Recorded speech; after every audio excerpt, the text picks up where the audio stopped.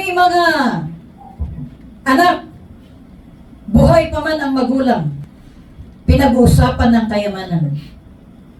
Mayroong iba dyan, buhay na buhay pa ang magulang, pilit nilang kitilin o patayin, alang-alang na kanilang taluhin, kunin, paghati-hatian ang kayamanan.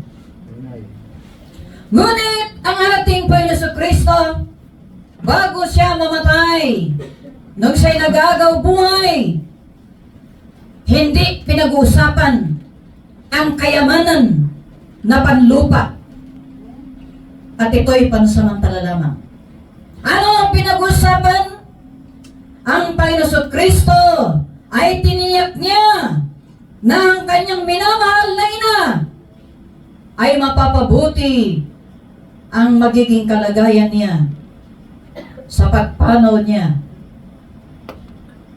Kaya sinabi niya doon sa kanyang disipulo, ano sabi niya? Woman, dear woman, here is your son, and here is your mother. Narito mga kapatid,